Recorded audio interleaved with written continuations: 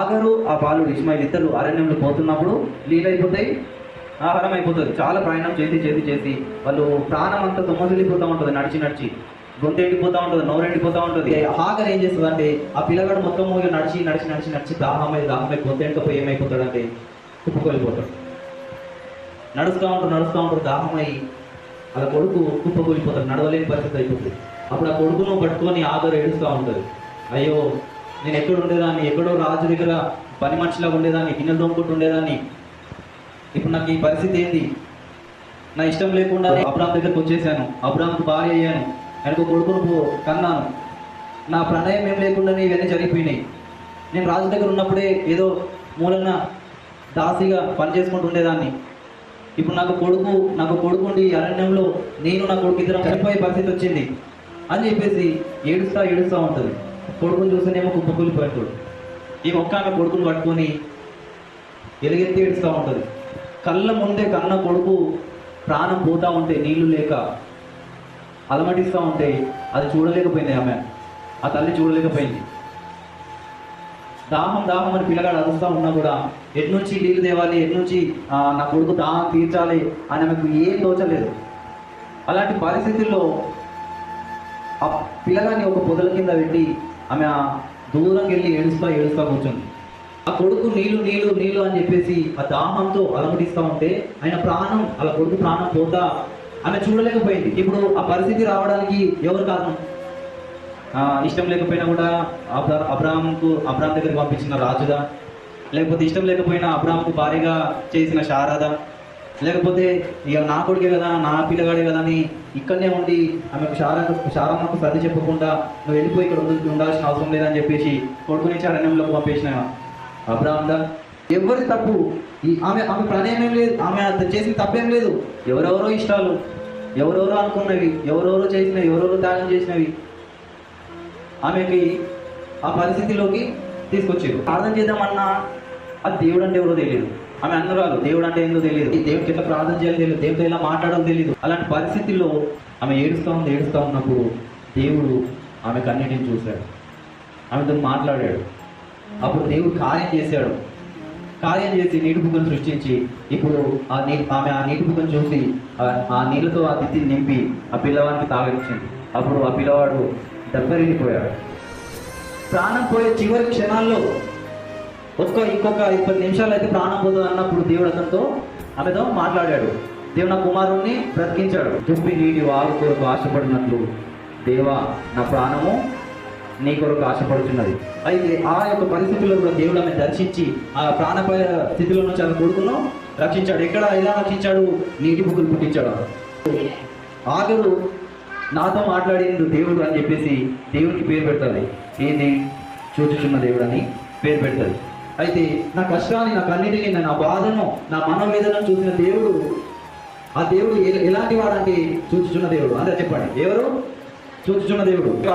అన్యురాలు ఆమెను దేవుడికి పేరు పెట్టే స్థాయికి దేవుడి మేము దర్శించాడు. అయితే ఇన్ని రోజులుగా మందిరానికి వస్తున్న మనము, దేవుడు అంటే తెలిసిన మనము, దేవుడికి ప్రార్థన చేసే మనము, బాప్తిజం తీసుకున్న మనము, పరిశుద్ధులుగా చలమని అవుతున్న మనము, క్రైస్తవులుగా చలమని అవుతున్న మనము, కనీసం ఇప్పటికీ కూడా దేవుడికి ఎలా మాట్లాడాలో తెలియదు, ఎలా ప్రార్థించాలో తెలియదు, దేవుని దగ్గర ఎలా ఉండాలో తెలియదు, దేవుని దగ్గర ఎలా భయభక్తులు కలిగి ఉండాలో కూడా మనకి ఇప్పటికీ తెలియదు. ఆమె ఒక అన్యురాలు. ఆగరు ఎవరు? అన్యురాలు. ఆమె దేవుని గురించి ఒక్క 1% కూడా తెలియదు. ఆయన ఎవరు? చూచుచున్న దేవుడు. ఆ కొడుకు ప్రాణం పోతా ఉన్నప్పుడు ఆమె బాధను, ఆమె కన్నిటిని చూసి దేవుడు ఆమెతో మాట్లాడి అరణ్యంలో నీటి బుగ్గలను పుట్టించిన దేవుడు ఏం చేశాడు? ఆమెను చూశాడు, ఆమె బాధను చూశాడు. ఈరోజు మనకి ఏ కష్టం ఉందో, ఏ బాధ ఉందో, ఏ అవసరం ఉందో దేవుడు మనకు చూస్తున్నాడు. కానీ ఇప్పటికీ కూడా మనము దాన్ని గ్రహించలేక ఎలా ఉన్నామంటే అన్యుల వలె మనం ఉన్నాం. అన్యురాలైనా కూడా కన్నీటిని విడిచినప్పుడు దేవుడు ఆమెతో మాట్లాడాడు. కానీ మనం ఏ విధంగా ప్రార్థన చేసిన దేవుడు మనతో మాట్లాడట్లేదు. మనం ఏ విధంగా ప్రార్థన చేసిన దేవుడు మనం దర్శించట్లేదు. మనం ఎన్ని ఉపవాస ప్రార్థనలు ఉన్నా కూడా దేవుడు మనతో మాట్లాడలేదు. దేవుడి పరిశుద్ధత్వం మన మీదకి రావట్లేదు. కన్నురాలు ప్రార్థన చేసి దేవుడు చూశాడు కదా, చూచుచున్న దేవుడు ఆమె కష్టాన్ని చూశాడు, ఆమె ప్రాణ పరిస్థితుల్లో కొడుకును బ్రతికించాడు. కానీ మనం ప్రార్థన చేసి దేవుడు చూడట్లేడు. ఇప్పుడు హాగర్ ఉన్నది, దేనికోసం ఎదురు చూస్తుంది? ఆమె నీళ్ళ కోసం ఎదురు చూస్తా ఉంది. ఇప్పుడు సమరయ స్త్రీ ఉంది, ఆమె దేన్ని అడుగుతుంది? నీళ్ళకే అడుగుతుంది. అయితే ఎప్పుడైతే మనం దేవుని కోసం అయితే ఆశపడతామో, దేవుని కోసం ఎదురు చూస్తామో, దేవుని ప్రసన్నత గురించి ఎదురు చూస్తామో, దేవుడు మనకు ఖచ్చితంగా సహాయము చేస్తాడు. తగిన సమయమున నీకు ఏదైతే సమస్య ఉందో, ఏదైతే ఇబ్బంది ఉందో, ఏదైతే నీకు అవసరం ఉందో ఆ తగిన సమయమున తన సహాయము చేస్తాడు. నీకు ఏ అవసరం ఉందో, వీళ్ళకి హాగర్కి అయితే నీళ్ళు అవసరం ఉంది కదా, ఆమె నీళ్లు లేక ప్రాణం పోయే పరిస్థితుల్లో కూడా ఆమెకి ఏం కావాలి? ఇప్పుడు నీళ్ళు కావాలి. ఏం చేయాలి? ఆమె కొడుకును బతికించుకోవాలి. ఆమెకి ఏం కావాలి? నీళ్ళు కావాలి. ఆ నీళ్ళు సహాయం చేసి దేవుడు చేశాడా లేదా? ఇప్పుడు సమరయ స్త్రీకి ఏం కావాలి? నీళ్ళే కావాలి. వాళ్ళు ఇద్దరు దేనికోసం ఎదురు చూస్తున్నారు? నీళ్ళ కోసం, దేవుని కోసం ఆశపడుతున్నారు. దేవుడు సహాయం చేయడం కోసం ఆశపడుతున్నారు. దేవుని యొక్క కృప మీద ఆశపడుతున్నారు. దేవుడి కోసం ఎప్పుడైతే మనం ఆశపడతామో దేవుడు మనకు తగిన సమయం ఉన్న సహాయం చేసే దేవుడు. ఇప్పుడు ధనం మీద ఆశపడి గేహాజీ ఏం చేశాడు? రోగం తెచ్చుకున్నాడు.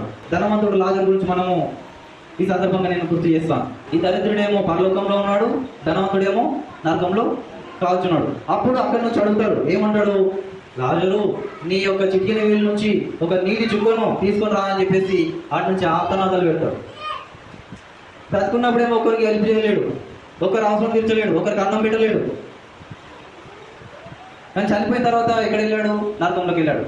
సేమ్ మన పరిస్థితి కూడా సేమ్ అలానే ఉంటుంది. ఇప్పుడు మనం దేనికోసం అయితే ఆశపడుతున్నామో, దేనికోసం అయితే మనం ప్రాకులాడుతున్నామో, దేన్ని సంపాదించుకోవడానికి మనం పరుగులు ఎత్తుతున్నామో, ఇప్పుడు నువ్వు సంపాదించావు, కష్టపడి రెక్కలు ముక్కలు చేసుకొని సంపాదించావు, కూడబెట్టావు, బ్యాంకులో బ్యాలెన్స్ పెంచావు, సడన్గా నువ్వు చనిపోయినావు.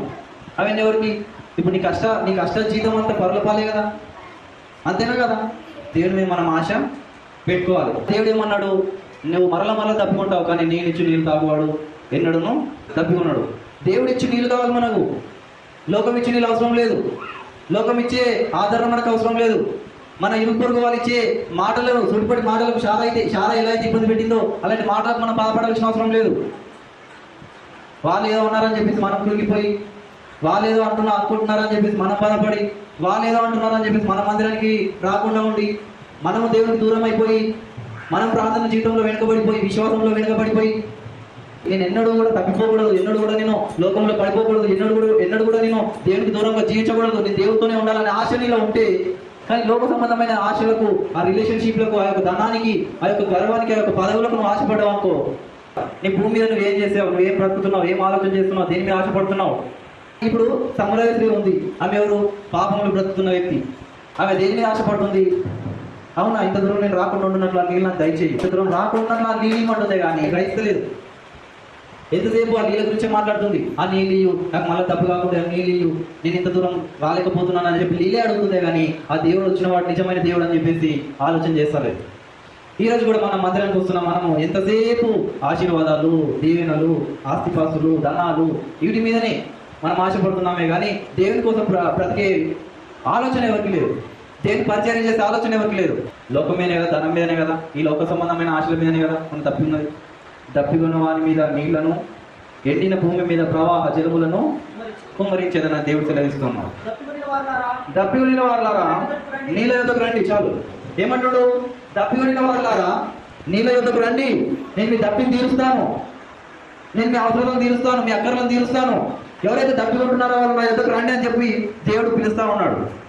ఇంకో మాట మనం చూసినట్లయితే ఏమంటాడు? ప్రయాసపడి భారం మోసుకుంటున్న సమస్త జిల్లారా నా యొద్దకు రండి, నేనే మార్గము, సత్యము, జీవం అని చెప్పేసి వచనాల్లో మనం చూద్దాం. ఇప్పుడు ఏమంటున్నాడు? దప్పికొన్న వాళ్ళారా నా యొద్దకు రండి. 7:37 ఏమంటాడు? ఎవడైనా దప్పికొనిన ఎడల నా యొద్దకు వచ్చి దప్పి తీర్చుకోవాలేను. ఏమంట? ఎవడైనా దప్పికొనిన ఎడల నా యొద్దకు వచ్చి మీ దాహాన్ని తీర్చుకోండి. వచనంలో ఏమన్నాడు? దప్పికొనిన వాళ్ళారా నీళ్ళ యొద్దకు వెళ్ళండి, మీ దప్పి తీర్చుకోండి అని చెప్పేసి మాట్లాడిండు. ఇప్పుడు నీళ్ళంటే ఎవరు? నీళ్ళంటే ఏమని చెప్తున్నాడు? ఎవడైనా దప్పికొని నీళ్ళ నా యొద్దకు వచ్చి దప్పి తీర్చుకోవాలేను.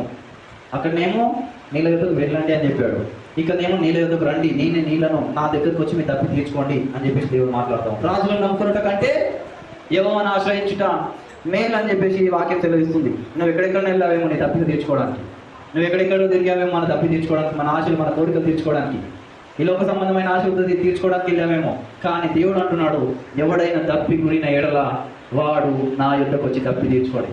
ఈరోజు నీ తప్పేంది? నీ దాహం, ధనం మీద దాహం, పాపం మీద దాహం, వ్యభిచారం మీద దాహం, అక్రమ సంబంధం మీద దాహం, దొంగతనాల మీద దాహం, వెండి బంగారాల మీద దాహం, భూములు పొలాల మీద దాహం. ఈ దాహాల మీద నీకు ఆశ ఉన్నట్లయితే ఈ యొక్క సమయంలో దేవుడు మీతో మాట్లాడుతున్నాడు. ఆ యొక్క దాహంలో నువ్వు ఉన్నట్లయితే నువ్వు ధనవంతుడు లాజరు దగ్గర ఉన్నట్లే నరకంలో వెళ్ళిపోతావు. దేవుడు మన మొట్టమొదటి అద్భుతం ఏం చేశాడు? నీళ్లను ద్రాక్షరసముగా మార్చాడు. సముద్రాన్ని రక్తంగా మార్చగలడు, నీళ్లను ద్రాక్షరసంగా చేయగలడు. అలాంటి సామర్థ్యము దేవునికి ఉంది. కానీ ఎప్పుడైతే మనము ఆసక్తి తప్పి దేనికైతే మనం ఆరాటపడతామో, అది దేనికోసం అయితే ఉందో, లోక సంబంధమైన దానికైతే ఉందేమో, లోక సంబంధమైన ఆలోచనతో ఉందేమో, లోక సంబంధమైన ఆశలతో మనకు ఉన్నదేమో. కానీ దేవుని కోసం అయితే ఆశపడినట్లయితే దేవుడు అద్భుత కార్యము చేస్తాడు. మనం ఎన్నడూ కూడా తప్పికొనకుండా దేవుడు మనకు కృప చూపిస్తాడు.